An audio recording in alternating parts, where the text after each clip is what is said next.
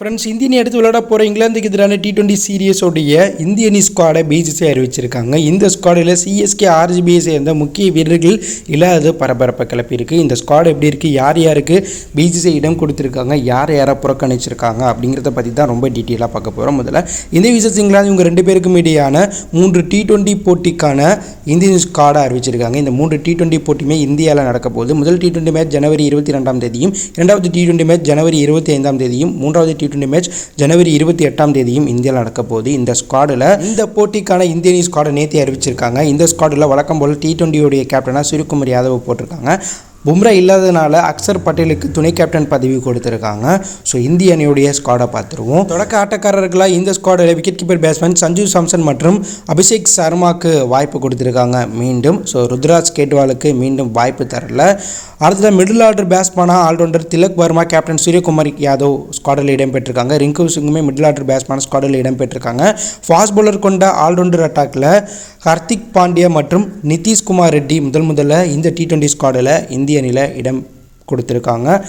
Spin bowler கொண்ட allrounder அட்டாக்கில் துணை captain Axar Patel மற்றும் தமிழ்நாட்டை சேர்ந்த வாஷிங்டன் சுந்தருக்கு ஸ்குவாடில் இடம் கொடுத்துருக்காங்க. பியூர் ஸ்பின் பவுலராக தமிழ்நாட்டை சேர்ந்த வருண் சக்கரவர்த்திக்கு ஸ்குவாடில் வாய்ப்பு கொடுத்துருக்காங்க. ரவி பிஷ்னாயும் ஸ்குவாடில் இருக்காங்க. ஃபாஸ்ட் பவுலிங் அட்டாக்கில் சமி 1.5 வருடத்துக்கு பிறகு இந்திய அணி ஸ்குவாடில் இடம்பெற்றிருக்காங்க. ஸோ பும்ரா இடத்தை நிரப்பக்கூடிய வீரராக முகமது சமி ஸ்குவாடில் இடம்பெற்றிருக்காரு. அடுத்ததாக ஹர்தீப் சிங்கும் ஸ்குவாடில் இடம்பெற்றிருக்காங்க. அதே போல் ராணாவும் ஃபாஸ்ட் பவுலிங் அட்டாக்கில் ஸ்குவாடில் இடம்பெற்றிருக்காங்க.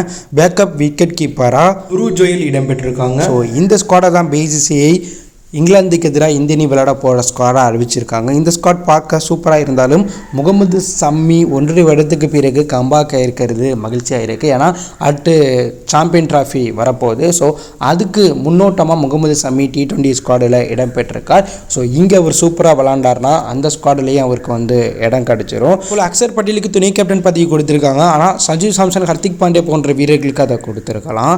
அடுத்ததாக ரிஷப் பண்டை அணியில் தேர்வு பண்ணாததுமே அதிர்ச்சியை ஏற்படுத்தியிருக்கு.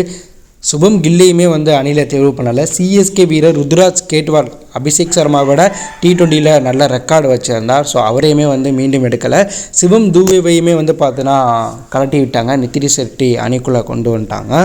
அடுத்ததாக ஆர்சிபி வீரர் ராஜ் படிதர் தற்போது T20யில் ஓடியில் நல்ல ஃபார்மில் இருக்கார்.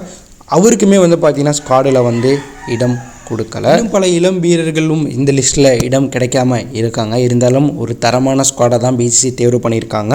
ஸோ இந்த ஸ்குவாடை வைத்து இங்கிலாந்தை இந்திய அணி வீழ்த்துமா, இந்த ஸ்குவாட் எப்படி இருக்குது அப்படிங்கிற கருத்தை கமெண்ட்ல லீவ் பண்ணுங்கள். தேங்க்யூ ஃபார் வாட்சிங்.